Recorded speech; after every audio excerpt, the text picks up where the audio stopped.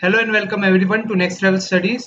आज की वीडियो में हम IPBBA 2020 के पेपर के लास्ट ईयर के LR के सॉल्यूशंस देखेंगे and this is the part 2 of this video. Part 1 की जो वीडियो थी उसमें हमने फर्स्ट शिफ्ट के क्वेश्चंस डिस्कस करे थे, जितने भी LR के क्वेश्चंस आए थे। अब इस पार्ट में हम जितने भी क्वेश्चंस LR में आपके शिफ्ट 2 में आए थे, पेपर आपका 3 शिफ्ट्स में कंडक्ट हुआ था IPBBA का लास्ट ईयर 14 सितंबर को कंडक्ट किया गया था। और इस वीडियो में हम शिफ्ट 2 के LR के जितने भी क्वेश्चंस है वो सारे 24-25 जितने भी क्वेश्चन है वो डिस्कस करेंगे। उससे पहले एक सबके साथ एक बात शेयर करना चाहूंगा। आई होप आप सब लोग जितने भी प्रिकॉशंस है कोरोना के लिए वो सब ले रहे होंगे, प्रॉपरली मास्क पहन रहे होंगे अगर आप बाहर निकल रहे हैं, सैनिटाइजर अपने हैंड्स को सैनिटाइज कर रहे होंगे प्रॉपरली, ठीक है, ताकि आपकी फ्रेंड्स और फैमिली सेफ रहे। स्टार्ट करते हैं आज की वीडियो। LR के क्वेश्चंस देखते हैं कैसा आया था, क्या लेवल रहा था, पहली शिफ्ट से लेवल ऊपर गया था या नीचे रहा था या एट पार्ट था, वो सारी चीज इस वीडियो में आपको पता चल जाएगी। चलते हैं क्वेश्चंस पे। पहला क्वेश्चन है, Mahesh walks 20 meters towards north, he then turns left and walks 40 meters. He again turns left and walks 20 meters. Further, he moves 20 meters after turning to the right. How far is he from his original position? तो ये हमें proper हम लोग diagram बनाएंगे या directions बनाएंगे तो उससे हमें पता चल जाएगा। सबसे पहले महेश 20 meters टुवर्ड्स नॉर्थ जाता है, तो उसका मीनिंग ये मान लेते हैं, ये नॉर्थ डायरेक्शन है हमारी, अगर नॉर्थ डायरेक्शन है और ये 20 मीटर्स का डिस्टेंस है। उसके बाद ही then turns left and walks 40 metre, यानी कि अगर ये डिस्टेंस मैंने 20 का बनाया है तो अब मुझे 40 मीटर्स का उसका डबल बनाना चाहिए। यहाँ पर आ गया महेश, ये आपका 40 मीटर्स का डिस्टेंस हो गया and walks 40 meter, he again turns left and walks 20 meter, यानी कि अब ये महेश यहाँ पर आ जाएगा exactly 20 meters. Further he moves 20 meter after turning to the right. मतलब अब वो इस पोजीशन पर है, अब यहां से राइट मुड़ने का मीनिंग है कि वो इस डायरेक्शन में जाएगा। ये अगेन 20 meters चला है। How far is he from his original position? This was his initial position. ये वाली इसकी इनिशियल पोजीशन थी और ये उसकी फाइनल पोजीशन। अब इसमें मेरे को डिस्टेंस देखना है इस पूरे में, इनिशियल और फाइनल में। ये पूरा तो आपको 20 दिख रहा है और ये पूरा आपको 40 मीटर्स दिख रहा है। 20 + 40 विच इज 60 मीटर्स, यानी कि वो 60 मीटर्स था। बहुत इजी क्वेश्चन था, हार्डली 45 सेकंड्स का क्वेश्चन था। नेक्स्ट पे चलते हैं। लेवल बिल्कुल ही बेकार क्वेश्चन बनाया है IPBBA वालों ने, थोड़ा सा सोच के बनाना चाहिए था। If cool is coded at DQRP, then hot will be coded as.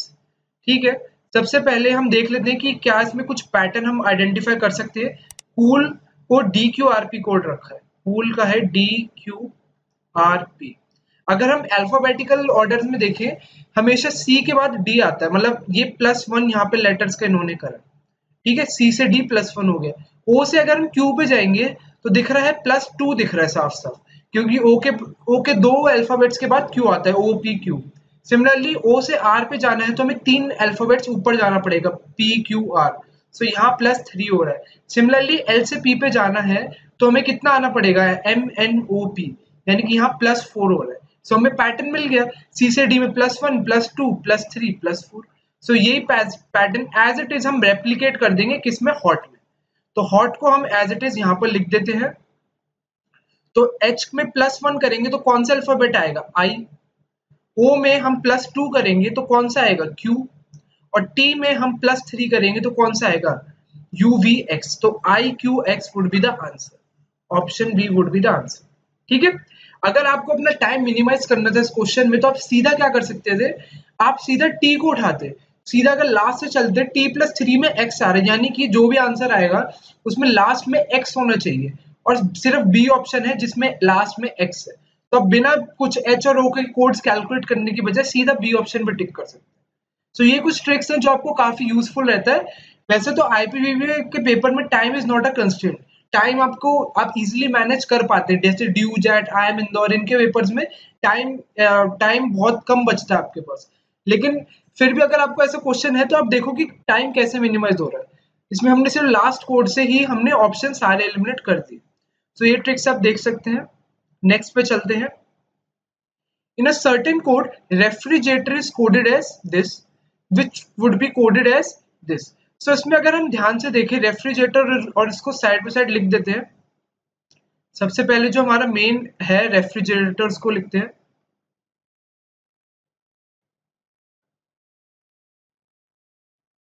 ठीक है, अब ये जो कोड लिखा है ये थोड़ा सा अगर आप देखें तो देखने से लग रहा है कि अगर हम कोड को आपको देख के लगना चाहिए कि रेफ्रिजरेटर यहाँ पे दिख रहा है और यहाँ पे रेफ्रिजरेटर की सारी जितने भी अल्फाबेट्स मेन लेटर में वो सारे अल्फाबेट्स इसमें दिख रहे हैं आपको, यानी कि कुछ शफलिंग हुई है, मतलब लेटर्स की कुछ शफलिंग हुई है। हमें बस ये आइडेंटिफाई करना है कि वो शफलिंग किस ऑर्डर में हुई है।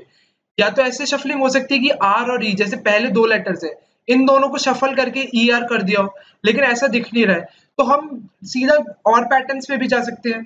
अगर हम ये देखें कि फर्स्ट और लास्ट यानी कि ये पहला और ये वाला आर इनको शफल करा है तो इनको शफल करने के बाद तो यही रहेगा, यहाँ पे भी आर आ रहा है। सिमिलरली अगर हम सेकंड लेटर और सेकंड लास्ट को देखें ई और ओ को देखें तो ई और ओ को शफल किया गया है ओ और ई, यानी कि ये दिख रहा है, समझ आ रहा है। सिमिलरली अगर हम इसको यहाँ पे ऐसे लिखना शुरू करें, अगर इसको और इसको शफल करेंगे तो यही रहेंगे, ये भी आर रहेगा और ये भी आर रहेगा। सिमिलरली अब ई और ओ को शफल करेंगे तो ये ओ बन जाएगा और ये ई बन जाएगा। अब सिमिलरली एफ और टी को शफल करेंगे तो ये टी बन जाएगा और ये एफ बन जाएगा।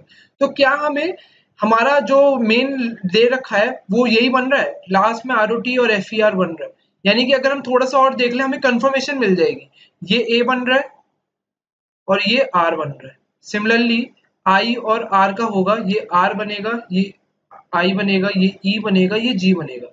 आपको इतना दिमाग लगाने की जरूरत नहीं, अगर आपने पैटर्न यहाँ पे आइडेंटिफाई कर लिया है तो पूरा जैसे मैंने लिखा है, ये मैंने आपको सिर्फ समझाने के लिए लिखा है, आपको पूरा ऐसे वर्ड बाय वर्ड लिख के आपको चेक नहीं करना है। आपकी ऑब्जर्वेशन इतनी अच्छी होनी चाहिए, क्वेश्चन की प्रैक्टिस इतनी अच्छी होनी चाहिए कि आपको थोड़ा सा ऑब्जर्वेशन करके विद इन 15 टू 20 सेकेंड्स आप पैटर्न आइडेंटिफाई कर पाए। बस हमें यही करना है, इसके इस वर्ड के लिए भी हमें यही करना है। जैसे इसमें सारे वर्ड्स लिख देते हैं N O I T I N U M M A, बस अब इसमें ये शफलिंग करके सीधा इसको लिखते जाओ। सबसे पहले ए और एन की होगी, ए एन। अब यहाँ पे देखो क्या क्या ऑप्शन एलिमिनेट हो सकते हैं, ए और एन लास्ट में रहेगा तो ऑप्शन ए तो एलिमिनेट हो गया क्योंकि आई इसमें लास्ट में आ रहा है, और ऑप्शन डी भी हो गया क्योंकि यहाँ पे एन आ रहा है, ए और एन में है। अब इसमें भी देखो हमें बस सेकंड पेयरिंग देखनी है ओ और एम, क्योंकि यहाँ पे आई है और यहाँ पे ओ है।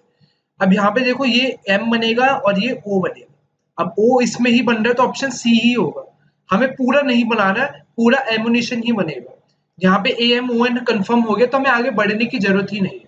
जितने आपको मिनिमम टाइम लग रहा है उसमें आपको क्वेश्चन करके आगे बढ़ना है। आपने शॉर्टली ए बी डी को क्रॉस कर दिया, इसका मतलब आंसर सी ही होगा। So you can safely resume. आगे चलते हैं 26 क्वेश्चन पे, 31 है। Find the missing numbers. ये क्वेश्चन शफल थे लास्ट ईयर, मतलब जैसे पिछले पेपर में बताया था आपके क्वेश्चन शफल थे, मतलब आपके सीएल वाइज नहीं थे कि पहले 25 है 26 है, तो जिस जिस ऑर्डर में क्वेश्चन एक्चुअल पेपर थे तो वहीं से मैंने ये क्वेश्चन उठाए। सो 31 क्वेश्चन है, find the missing number 198 194 185 169। So in numbers को अगर हम यहाँ लिख दें इसका डिफरेंस देख के ही हमें कुछ पैटर्न मिल पाएगा शायद।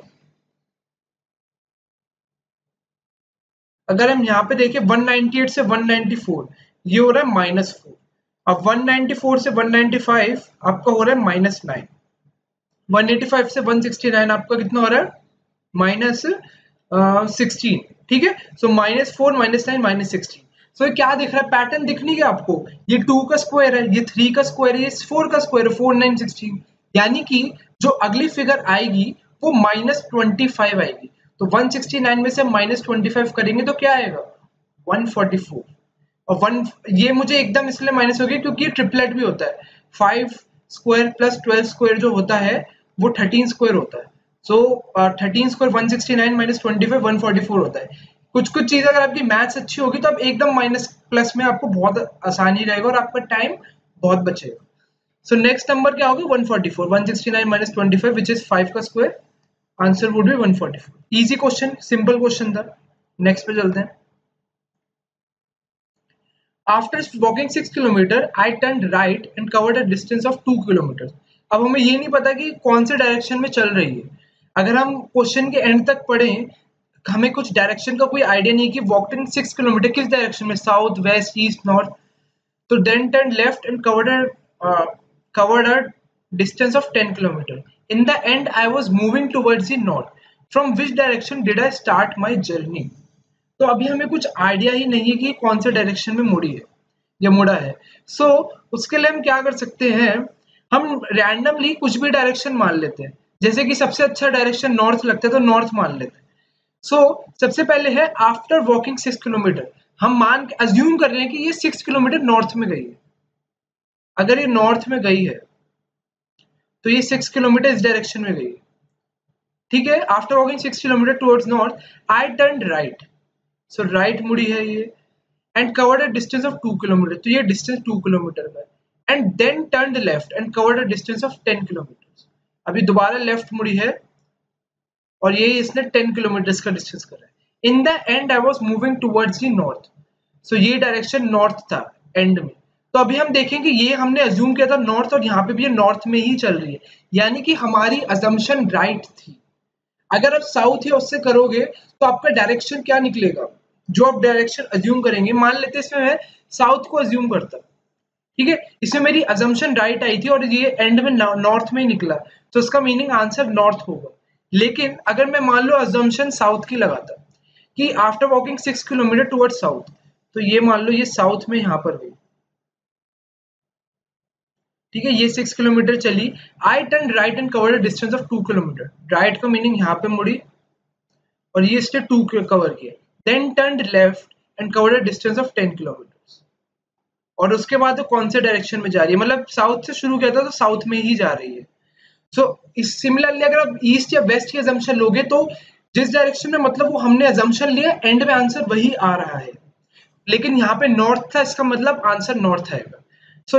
इस पर्टिकुलर केस में आपको ये पता चलता है कि आपको अपनी अजम्पशंस में लेनी पड़ेगी। लेकिन एक बेसिक चीज जो इस क्वेश्चन में है, बेसिक चीज क्या है, कब किसी भी डायरेक्शन में आप चल रहे हैं, मान लीजिए आप इस क्वेश्चन में इसने एक बार राइट लिया और एक बार लेफ्ट लिए, one time right and one time left, तो आप उसी डायरेक्शन में पहुंचेंगे। मान लीजिए आप अपने घर से निकले, ठीक है, ये आपका घर है, आप इस डायरेक्शन में निकले, एक बार आपने राइट लिया, एक बार आपने लेफ्ट लिया, ठीक है, तो आप हमेशा उसी डायरेक्शन में पहुंचेंगे। कभी भी आप किसी भी डायरेक्शन में निकल जाइए, आपने एक बार राइट लिया और एक बार लेफ्ट लिया, आप उसी डायरेक्शन में पहुंचेंगे जिस डायरेक्शन में आप चल रहे थे, ठीक है। इस पर्टिकुलर क्वेश्चन में अगर हम सारी स्टेटमेंट्स को देख, 6 किलोमीटर 2 किलोमीटर की कोई रेलिवेंस है ही नहीं इस क्वेश्चन में। अगर हम ये देखें कि एक बार राइट मुड़ा एक बार लेफ्ट मुड़ा, तो वो उसी डायरेक्शन में चल रहा होगा। मान लीजिए आपकी कार इस डायरेक्शन में चल रही है, आप एक बार राइट मुड़े एक बार आप लेफ्ट मुड़े, तो आप अल्टीमेटली जिस डायरेक्शन में यहाँ पे चल रहे थे उसी डायरेक्शन में हम यहाँ पे चल रहे हैं। डायरेक्शन कभी चेंज नहीं होगा। अगर अल्टीमेटली वो नॉर्थ में चल रहा है, यानी कि उसने स्टार्ट भी नॉर्थ से ही करा था। तो इस क्वेश्चन को मैंने समझाने में इतना टाइम इसलिए लगाया है ताकि आपको क्लैरिटी हो जाए ऐसे क्वेश्चन में। ऐसा क्वेश्चन देखते ही आप टिक मारे।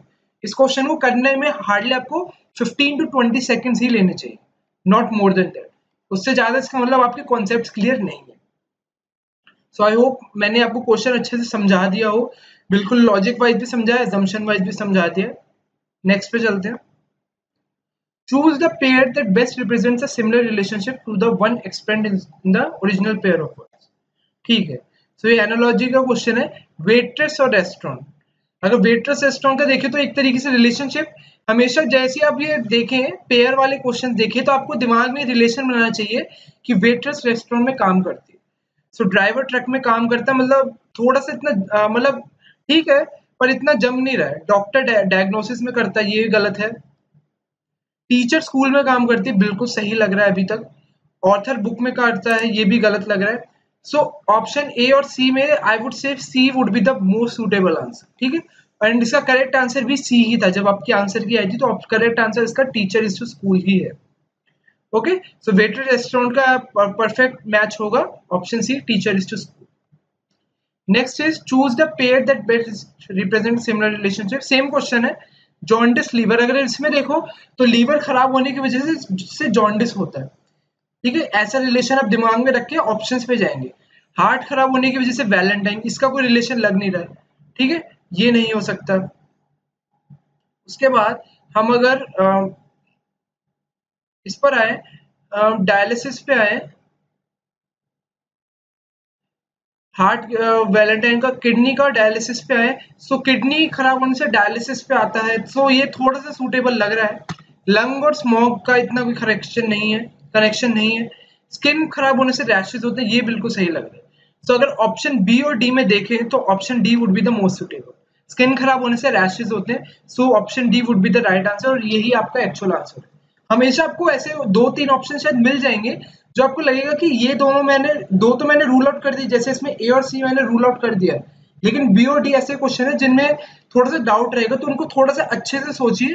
टाइम नहीं है तो लास्ट में सोच लीजिए, उनको मार्क्स फॉर रिव्यू कर दीजिए, बट लास्ट में ऐसे क्वेश्चन सही हो जाते हैं अगर ज्यादा ऐसी टर्म्स आपने पढ़ी हुई हो। ठीक है, सो नेक्स्ट पे चलते हैं। Find the missing number 6, 13, 25, 51, 101। सो साफ दिख रहा है 6, 13 का रिलेशनशिप क्या है, इंटू 2+1। 13 से 25 का दिख रहा है इंटू 2-1 दिख रहा है मुझे। 25 से 51 का इंटू 2+1 दिख रहा है, और 51 से 101 का इंटू 2-1 दिख रहा है। यानी कि एक पैटर्न है, इंटू 2+1 इंटू 2, एक मिनट, जो पैटर्न हमें दिख रहा है इंटू 2+1 और इंटू 2-1 का हमें पैटर्न दिख रहा है। सो वही पैटर्न आएगा यहाँ पे, इंटू 2-1 से खत्म हुआ है, यानी कि अगली टर्म आएगी इंटू 2+1, यानी कि 101 into 2, 202 + 1, 203। So 203 would be the right answer. ये पैटर्न इंटू 2 को कैसे दिखा, क्योंकि सारी फिगर डबल दिख रही थी। 6 का डबल 12 होता है, सो ये 12 के आसपास है। 13 का 12 बट 26 होता है, ये उसके आसपास है। 25 का डबल 50 होता है, ये उसके आसपास है। सिमिलरली ऐसे हम पैटर्न देखेंगे तो एकदम क्लिक हो जाता है आपको माइंड में। नेक्स्ट पे चलते हैं। Study the following figure and answer the next 5 questions given below. ठीक है, तो आपको दे रखा है कि जो भी रेक्टेंगल वाली फिगर जैसे 5, 4, 6, 2, तो ये सारी ट्रेन्ड नर्सेस को रिप्रेजेंट करती हैं। सर्कल वाली मैरिड पॉपुलेशन को बताती है, और ट्राइंगल वाली नर्सेज इन हॉस्पिटल बताती है। ठीक है, सो पहला क्वेश्चन है, by which number married but untrained nurses in the hospital are represented. ठीक है, तो मैरिड और अनट्रेन्ड नर्सेज, यानी कि ट्रेंड वाला हमें हटाना है, यानी कि इस रेक्टेंगल में जितनी भी चीजें उसको हमें काउंट नहीं करना है।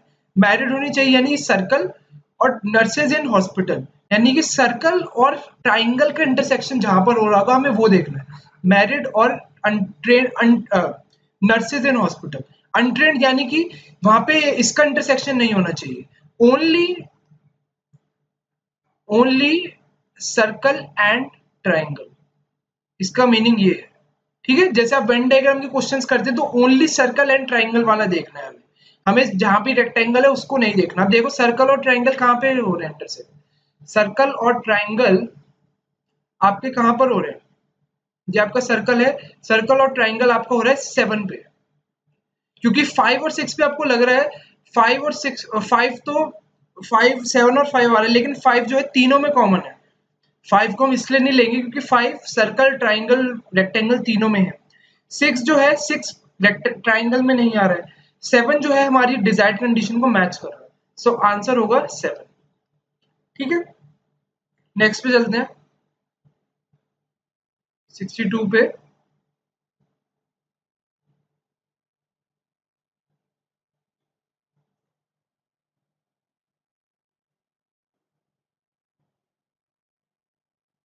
"62 says, if hospital management requires only married trained nurses for operation, then what part of diagram should be chosen by?"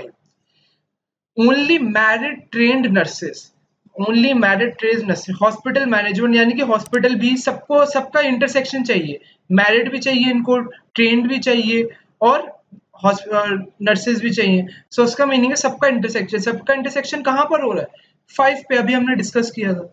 So answer होगा इसका 5। मैरिड भी है, ट्रेन्ड भी है, और नर्सेज भी है, और कोई ऐसा है ही नहीं जिसमें सबका इंटरसेक्शन हो रहा हो। So option 5 would be the right answer. So this question says by which numbers trained nurses are represented। ठीक है, ट्रेन नंबर्स कौन कौन से नंबर से रिप्रेजेंटेड है। अगर हम इसमें ऑप्शंस पे जाएं तो ऑप्शंस में ट्रेन नर्सेस का कॉलम है वैसे 5, 6, 4, 2 है। ठीक है, 5642 के ये डायरेक्ट दे रखा है, 5642 में है। सो 3 अगर पहला ऑप्शन जाए 3 है, 3 तो यहाँ पर आ रहा है, 5642 में इंक्लूडेड नहीं है। सो ऑप्शन 1A नहीं हो सकता। 75 पे जाए तो ट्रेन नर्सेस हमारे जितने भी रेक्टेंगल में ही आएंगे, रेक्टेंगल में 5642 तो 7 भी नहीं आएगा। ऑप्शन सी जाए 56, ऑप्शन सी बिल्कुल करेक्ट है। ऑप्शन डी 15, 1 भी हमारा इस रेंज में नहीं आता। So option C would be the correct answer. बस आपको देखना और टिक करना है, कुछ भी सोचने वाली चीज नहीं है। नेक्स्ट पे चलते हैं। By which number trained unmarried nurses in the hospital are represented. So trained होनी चाहिए अनमैरिड यानी कि सर्कल्स के बाहर और नर्सेज होनी चाहिए इन हॉस्पिटल। सो हमें चाहिए ओनली रेक्टेंगल एंड ट्राइंगल। ठीक है, only rectangle and triangle. So rectangle और ट्राइंगल का इंटरसेक्शन कहां पर हो रहा है? रेक्टेंगल और ट्राइंगल का इंटरसेक्शन हो रहा है 5 पे और 4 पे। लेकिन सर्कल हमें नहीं चाहिए तो हम 5 को हटा देंगे तो आंसर होगा सिर्फ 4। ठीक है, नेक्स्ट पे चलते हैं। What is represented by the number 7। Number 7 पे जाते हैं। नंबर 7 पे जाएं तो नंबर 7 आपका ट्राइंगल रेक्टेंगल में नहीं आ रहा। नंबर 7 आपका किसका इंटरसेक्शन है? Only triangle and circle. Only triangle and circle. तो ट्राइंगल एंड सर्कल यानी कि ये जो नर्सेज हैं ये ट्रेंड नहीं है, ये रेक्टेंगल में नहीं आ रही है तो ये ट्रेंड नहीं है, अनट्रेंड नर्सेज है। जहां भी आपको अनट्रेंड दिखे तो उसको मार्क कर दीजिए। तो अनट्रेंड आपको दिख रहा है married nurses, trend nurses. Trend तो बिल्कुल नहीं है क्योंकि ट्रेंड आपका रेक्टेंगल में है। अनमैरिड ट्रेंड ये भी नहीं हो सकता, ये भी नहीं हो सकता। Married nurses in the hospital सही रहेगा क्योंकि ये नर्सेज मैरिड है और मैरिड नर्सेज है।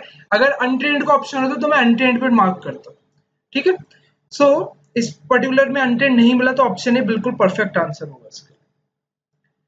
सो 65 हो गया। नेक्स्ट पे चलते हैं। Find the next character in the series. तो JK KBL LCM MDN। तो इसमें अगर पैटर्न देखने जाए तो सबका अगर फर्स्ट लेटर देखे तो JKLM, अगला ऑब्वियस सी बात है N ही होगा। ठीक है, अगर N ही होगा। अगर आप ऑप्शंस पे जाएं तो पहला लेटर N सिर्फ इसमें है, मार्क करिए, आगे बढ़िए। ठीक है, क्योंकि हम कंफर्म हो गए हैं। अगर अब इसका कंफर्मेशन के लिए दूसरा भी देख लेते हैं, ABCD, तो यहाँ पे E आएगा, E इसमें आ रहा है, N बन गया। तीसरा भी देखना चाहो KLMNO, तो नियो हमारा बनेगा। So 66 again very easy question, very easy. पता नहीं क्या सोच के क्वेश्चन डाले इसमें। What figure will come at. और ये क्वेश्चन मतलब आपके लास्ट ईयर के एक्चुअल पेपर में आए हैं। मतलब लॉकडाउन की जैसे पेपर आपका बहुत डिले हुआ था, सितंबर में जाकर पेपर हुआ था और उस पर भी इतने इजी क्वेश्चंस दे रहे हैं। तो आपको देखना पड़ेगा कि अगर इजी क्वेश्चंस हैं तो सबके लिए इजी क्वेश्चंस हैं, तो उसके लिए आपको अपनी तैयारी बहुत अच्छी करनी पड़ेगी। 67 क्वेश्चन है, what figure will come at. ठीक है, सो मतलब पैटर्न कंटिन्यू हो रहा है, हमें वही आइडेंटिफाई करना है। अगर हम देखें यहाँ पे तो पहली फिगर जो है वो आपकी 3 साइडेड फिगर है, ट्राइंगल है। दूसरी फिगर जो है वो आपकी 4 साइडेड फिगर है, स्क्वायर है। तीसरी फिगर जो है वो आपका पेंटागन है। तो इसका मतलब जो चौथी फिगर होगी वो ऑटोमेटिकली हेक्सागन ही होगा। अब चारों ऑप्शन में यार सब में हेक्सागन है। ठीक है, अब हम कैसे एलिमिनेट कर सकते हैं? एलिमिनेट करने के लिए अगर आप देखेंगे ऑप्शन बी तो मुझे साफ एलिमिनेट होता हुआ दिख रहा है। क्यों? क्योंकि अगर आप इसमें देखें तो डबल लाइनिंग हो रखी है हर फिगर में। जैसे पहले एक छोटा ट्रायंगल है, उसके बाद एक बड़ा आउटर ट्रायंगल है। इसमें इनर स्क्वायर फिर outer square, similarly inner pentagon फिर आउटर पेंटागन। ऑप्शन बी में देखेंगे तो अलाइनमेंट थोड़ी गड़बड़ है दोनों पेंटागन, सॉरी हेक्सागन, दोनों में हेक्सागन है पर अलाइनमेंट अलग है। इसमें एक साथ ही जहां दोनों के कॉर्नर एक साथ मैच हो रहे हैं, सो ऑप्शन भी नहीं हो सकता। ठीक है, अब कौन सा लिख रहा है? अगर हम ऑल्टरनेट पैटर्न अब देखें तो पहली फिगर और तीसरी फिगर में सिंपल लाइनिंग है, ये लाइन सिंपल है, ये सिंपल है। लेकिन सेकंड फिगर में आपकी ये डॉटेड लाइन है, मोटी लाइन है, बोल्ड लाइन है। तो इसका मीनिंग जो फोर्थ फिगर होगी इसमें भी बोल्ड लाइन ही रहेगी। तो इसे आपसे ऑप्शन ए भी हमने एलिमिनेट कर दिया। अब बचा ऑप्शन सी और ऑप्शन डी। ऑप्शन सी और ऑप्शन डी में एक फर्क है कि बस इसमें यहाँ पे ये लाइन एक्सटेंडेड है और इसमें ये लाइन मिसिंग है। ये जो लाइन एक्सटेंडेड है आपकी यहाँ पे, ये एक्स्ट्रा है इसमें ऑप्शन सी और डी में। अगर हम यहाँ पे देखें ऑप्शन बी में, ये बस इनर स्क्वायर में है, आउटर स्क्वायर में ये लाइन नहीं एक्सटेंड हो रही है, यानी कि ये लाइन यहाँ पर नहीं है। तो इसका मीनिंग है कि ऑप्शन डी में भी ये नहीं जाएगी। ऑप्शन डी में मतलब ऑप्शन सी हमारा इनकरेक्ट हो जाएगा क्योंकि इसमें एक्सटेंड कर दी गई है। तो option D would be the right answer. ठीक है, सब कुछ फिगर करने में बहुत अच्छे से आपको टाइम लाके ऑप्शंस एलिमिनेट करने हैं। ठीक है, क्योंकि ये क्वेश्चंस ऐसे होते हैं, ये एक तरीके से ब्राउनी पॉइंट्स होते हैं आपके लिए। आपको एकदम थोड़ी सी ध्यान से देखना है, आपको एकदम से फटाक से बिल्कुल 100% करेक्ट आंसर पे आप पहुंचते हैं। तो इन क्वेश्चंस पे थोड़ा सा सोचिए, लेकिन करेक्ट आंसर आपको हमेशा मिलता है, कभी भी गलती नहीं होती ऐसे क्वेश्चंस। नेक्स्ट पे चलते हैं, find out the odd one from the given figure. तो इस पर्टिकुलर क्वेश्चन में आप अगर देखेंगे तो AEZN, अगर हम सबका अल्फाबेट नंबर लिखना चाहें कि ऐसे कुछ ऑड वन निकालने की, A जो होता है फर्स्ट लेटर होता है, E जो होता है फिफ्थ लेटर होता है, Z जो होता है 26th लेटर होता है, और N जो होता है कौन सा होता है, 10, 11, 12, 13, 14, N होता है आपका 14th लेटर। ठीक है, तो अब हम देखेंगे कि क्या इसमें कुछ पैटर्न निकल रहा है 1, 5, 26, 14। अगर मैं इसमें कुछ देखना चाहूँ 1, 5, 26, 14 में, तो यहाँ पे आपका 4 का है, यहाँ पे आपका 21 का है, यहाँ पे अगेन कुछ पैटर्न बनता हुआ दिख नहीं रहा है, यानी कि इसका अल्फाबेट के नंबर से कोई मतलब नहीं दिख रहा है। तो अगर हम देखें तो इसकी हम लाइंस पे जा सकते हैं। जैसे ए है, ए को बनाने के लिए हमने कितनी लाइंस यूज करी है, 3। मतलब एक ए बनाने के लिए हमने पहले 1 लाइन मारी, 2 लाइन मारी, फिर 3 लाइन मारी, तो ए बन गया। सिमिलरली ई के लिए हमने 4 लाइन मारी है, ई 1, 2, 3, 4, ई के लिए 4 पड़ रही है, जेड के लिए 3 पड़ेगी, 1, 2, 3, और एन के लिए भी 3 पड़ेगी, 1, 2, 3। तो इसका मीनिंग है कि नंबर ऑफ लाइन से रिलेटेड है, ए, जेड और एन सब में 3 लाइंस यूज हो रही है बनाने के लिए, लेकिन ई में 4 लाइंस हो रही है। सो इसका meaning option B, E would be the right answer. E जो है ऑड वन है क्योंकि उसको ई को बनाने के लिए हमें 4 लाइंस ड्रॉ करनी पड़ती, जबकि ए, जेड, एन 3 लाइन से बन जाता है। यही पैटर्न बनेगा और आंसर भी आपका ऑप्शन बी ई ही था। ठीक है, नेक्स्ट पे चलते हैं, find the next character in the series. बहुत ही इजी क्वेश्चन लग रहा है, तो देखने से ही पता चल रहा है, पैटर्न दिख रहा है, यहाँ 2 है, यहाँ 4 है, यहाँ 5 है, यहाँ 6 है, यानी कि बीच में कहीं 3 आना है, इस वाले में 3 आना है। तो 3, 2, 4, 5, 6 है, तो 3 आना है, तो ऑप्शन ए तो ऐसे ही एलिमिनेट हो गया। ऑप्शन सी भी होगा क्योंकि इसमें 2 और 3 दोनों आ रहे हैं, हमें सिर्फ सिंगल 3 वाला चाहिए। ऑप्शन डी भी एलिमिनेट हो गया, तो ऑप्शन बी करेक्ट आंसर है, आगे बढ़ो, कुछ सोचने की जरूरत नहीं है। ऑप्शन ए में 2 बार 2 आ रहा है, लेकिन सब सारे इसमें एक बार एक ही नंबर आ रहा है, तो ऑप्शन ए इसलिए कर दिया। सी में 2 और 3 दोनों आ रहे हैं, डी में 7 ही आ गया, अलग ही नंबर आ गया, तो नहीं हो सकता। ऑप्शन बी मार्क करो, आगे बढ़ो। अगर पैटर्न देखना भी है तो बी के बाद 2 आ रहा है, तो अगले में सी के बाद 3 आएगा जो कि इसमें आ रहा है, और फिर उसके अगले में डी के बाद 4 आएगा, फिर डी के बाद ये पीछे जंप करके बी के बाद 5, सी के बाद 6। तो बहुत इजी है, मतलब कुछ है नहीं इसमें बताने वाला, ये आप खुद ही आइडेंटिफाई कर लो। 70, which number replaces the question mark. तो इसमें अगर हम देखें तो इन क्वेश्चन में जनरली या तो कुछ मल्टीप्लाई नंबर बन के करके कर रहा होता है, या फिर ऑल्टरनेट में कुछ आपको सम या एडिशन करके बन रहा होता है। जैसे कि अगर हम 5 into 2 10, 5 इसको और इसको करें तो 10 बन रहा है यहाँ पे। सिमिलरली यहाँ करें 7 into 3 21 बन रहा है। सिमिलरली यहाँ करें 9 into 4 36 बन रहा है। सिमिलरली अगर यहाँ करेंगे 5 into x बनेगा कुछ। अगर आप इसमें कुछ पैटर्न देखें तो 10 21 में 11 का अंतर है, यहाँ 15 का अंतर है, तो यहाँ अगर 19 का अंतर होना चाहिए, तो 19 का अंतर होना चाहिए, तो ये 36 और 19 कितना होता है 55 होना चाहिए। तो ये फिगर जो आपकी 55 होनी चाहिए। 55 कब आएगी, जब ये 5 into 11 होगा, यानी कि इसकी जगह 11 आएगा, सिंपल। और इस क्वेश्चन को करने का एक और तरीका है, दूसरा तरीका क्या, आप सम पे देखो। अगर मैं इसको एक बार रब कर देता हूँ, इस क्वेश्चन को मैं ऑल्टरनेटिव सम से भी कर सकता हूँ। अगर मैं यहाँ पे देखूँ, यहाँ से शुरू करूँ, 2 और 5 का सम कितना है, 2 और 5 का सम है 7। सिमिलरली 3 और 7 का सम कितना है 10।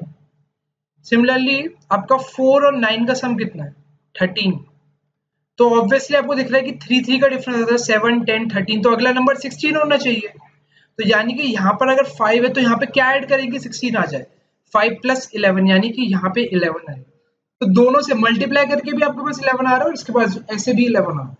तो दोनों जिस बंदे ने जो तरीका जिसके दिमाग में आएगा आंसर 11 ही आना।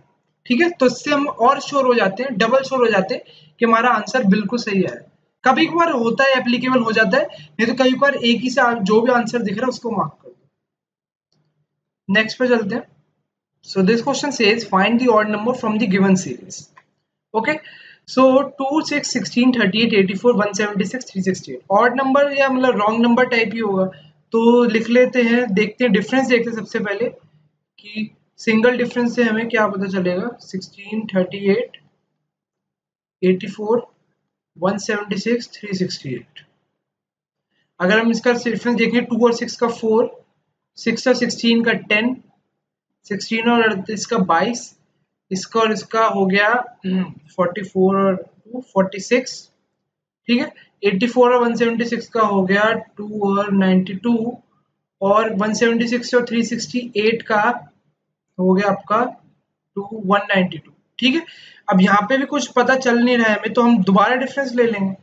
तो 4 और 10 का डिफरेंस 6, 10 और 22 का 12, इसका 22 और 46 का आपका 24, और यहाँ पे अब आपको दिख गया होगा यहाँ पैटर्न बनने लग गया ना, 6 का डबल 12, यहाँ 24, और यहाँ 46 और 92 का डिफरेंस करेंगे तो 46 आएगा। तो यहाँ पे हमारा पैटर्न गलत हो गया, यानी कि ये यहाँ से हमारा पैटर्न गलत हो गया, यानी कि यही हमारी ऑड फिगर में जो हमारा ऑड नंबर है वो यहीं से निकलने वाला है। तो ये 46 की जगह 48 होना चाहिए था। अगर हम इसको अभी होल्ड पे रखते हैं, अब जो अगला डिफरेंस हमारा निकल कर आ रहा है 92 और 192, ये 100 आ रहा है। अगर हम इसको 48 कर दें तो देखते हैं हमारा ऑड नंबर क्या आएगा, क्योंकि हमारा पैटर्न हमारा सही हो जाएगा अगर ये 48 हो गया। ठीक है, तो ये वाली जो फिगर है 92, ये भी 94 हो जाएगी, और ये फिगर भी 178 हो जाएगी, यानी कि यही हमारी ऑड फिगर होगी। अब उस हिसाब से 178 और 368 इनमें कितना डिफरेंस है, 178 और 368 में आपका 190 का डिफरेंस है, तो ये फिगर 190 हो जाएगी। और 94 से 190, 94 से 190 आपका कितना जंप है, 96 का, तो ये फिगर हमारी करेक्ट आ गई। सबका डबल आ गया, 6 का डबल 12, 12 का डबल 24, 48 और 96। सो अब हमारा पैटर्न बिल्कुल बन गया, यानी 176 की जगह 178 अगर होगा तो पूरा पैटर्न बिल्कुल सही बन जाएगा। So option C would be the correct answer. मुझे पता है आपको शायद थोड़ा सा समझ ना आया होगा, लेकिन एक बार आप सारी चीजें अपने आप अपने कॉपी में अपने आप से डिफरेंस बाय डिफरेंस कैलकुलेट करके देखिएगा, फिर 46 को 48 करके देखना, और ऑटोमेटिकली इस डिफरेंस को भी आपको बढ़ाना पड़ेगा और ये फिगर बढ़ेगी, उसके हिसाब से सारी चीज अपने आप चेंज होगी, पैटर्न बिल्कुल सही बन जाएगा। ठीक है, सो 176 what is the correct answer. Next पे चलते हैं।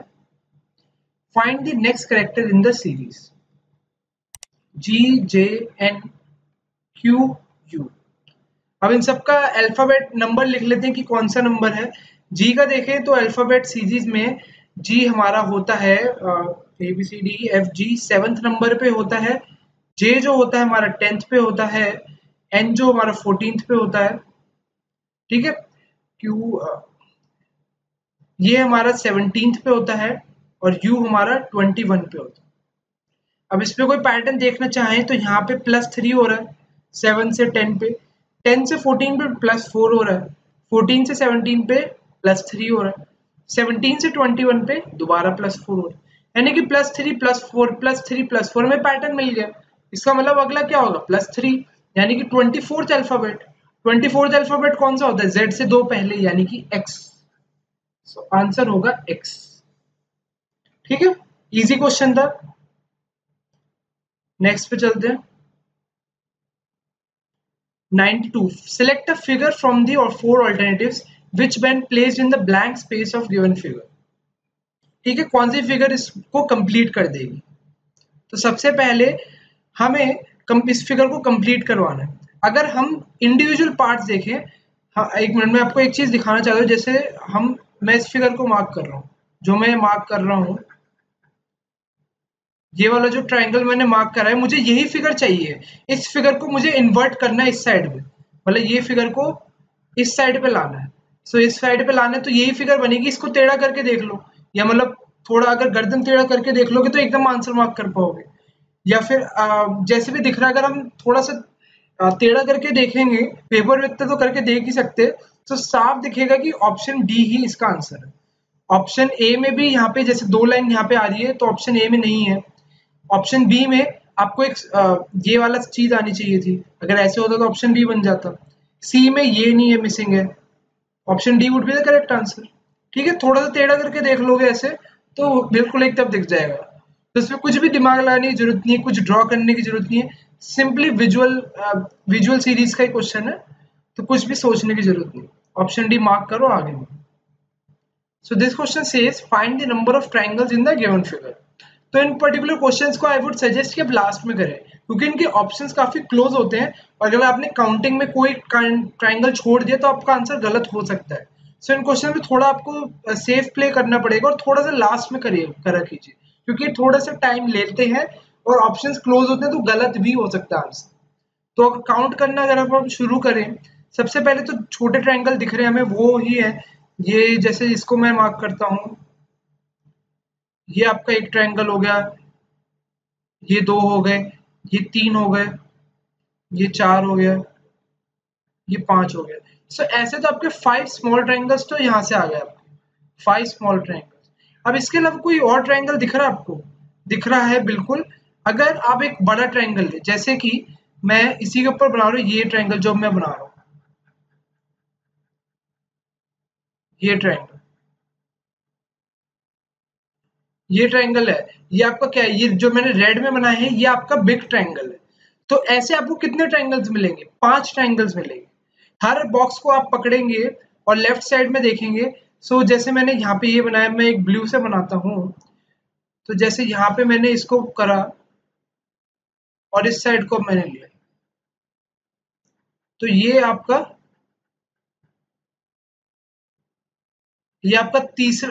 दूसरा बिग ट्रायंगल हो जाएगा। ऐसा आप काउंट करेंगे तो आपके 5 बिग ट्रायंगल्स बनेंगे। ठीक है, सो 5 स्मॉल ट्रायंगल्स बनेंगे आपके और 5 बिग ट्रायंगल बनेंगे, तो टोटल आपका आंसर होगा 10। ठीक है, सो नेक्स्ट पे चलते हैं। इन क्वेश्चंस में आपको थोड़ा सा सेफली ध्यान से रखिए, ताकि आप इन क्वेश्चंस में गलती ना कर पाए। तो अब है हमारा last question, find the minimum number of straight lines required to make the given figure. सबसे बेस्ट तरीका क्या है, इस क्वेश्चन में फिगर आप डायरेक्टली बना के देख लो कि कितनी लाइंस बन रही है, उससे आपको शॉर्ट पता चल जाएगा और वही आपका आंसर आएगा। जैसे मैं इसमें बना के देखता हूँ, इस फिगर को ही मैं प्रॉपरली बना रहा हूँ। ये फिगर, ये थर्ड लाइन बनाई हमने और ये हमारी चौथी लाइन बनी। ठीक है, 4 लाइन अभी तक यूज हो चुकी है। उसके अलावा ये हमारी 5th लाइन, ये 6th लाइन, ये 7th लाइन बना दी हमने, और ये 8th लाइन हमने बना दी।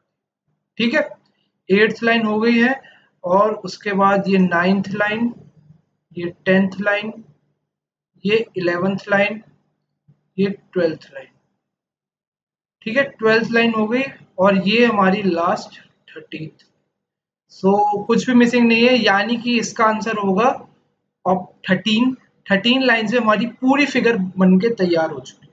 हमने सिर्फ 13 लाइन खींची और एज इट इज फिगर बन चुकी। सो 13 would be the answer. And with this हमने सारे शिफ्ट 2 के आईपीपीबी के लास्ट ईयर के जितने भी एलआर के क्वेश्चन है हमने सारे डिस्कस कर लिए हैं। आई होप अब आपको कॉन्फिडेंस आ गया होगा कि आपको प्रिपरेशन किस लाइन पे करनी है, एलआर में क्या पढ़ना है क्या नहीं पढ़ना है। सो अगली वीडियो में मिलेंगे, तब तक के लिए आई वुड रिकमेंड कि आप जितने भी एलआर के ऐसे क्वेश्चन हैं आप प्रैक्टिस कर सकते हैं और अपनी एलआर को स्ट्रॉन्ग बना सकते हैं। लेकिन एक चीज ये है कि एलआर पे आपको इतना काम करने की भी जरूरत नहीं पड़ेगी, क्योंकि इसके आपने पार्ट 1 और पार्ट 2 में दोनों में आपने देखा होगा कि एलआर का ऐसा चीज है कि आपको अगर आप दिन में रोज आधा पौना या 1 घंटा भी दे रहे हैं इसको, तो I would think that this would be suffice. मतलब इससे आपको प्रिपरेशन अच्छी हो जाएगी एलआर के लिए। मेन आपको फोकस करना चाहिए जीके और मैनेजमेंट पे, एप्टीट्यूड पे, वहां से आप रैंक डेफिनेटली निकाल पाएंगे। और उसके लिए आप मेरी आईपीपीबी की स्ट्रैटेजी वीडियोस भी देख सकते हैं, प्लस मेरी ऑल इंडिया रैंक 33 कैसे आई थी 2019 के पेपर में, वो सारी स्ट्रैटेजीज मैंने बना रखी है, उन सबको आप देख सकते हैं। तो चैनल को सब्सक्राइब नहीं करें तो चैनल को सब्सक्राइब बिल्कुल कर दीजिएगा और बेल आइकन को प्रेस करना बिल्कुल मत भूलिए। ओके गाइस, तो मिलते हैं फिर नेक्स्ट वीडियो में, ठीक है। तब तक सारे कोरोना के कारण सारे प्रिकॉशंस लीजिएगा, घर जरूरत हो तो ही घर से बाहर निकलिए and do get vaccinated. Okay, bye bye.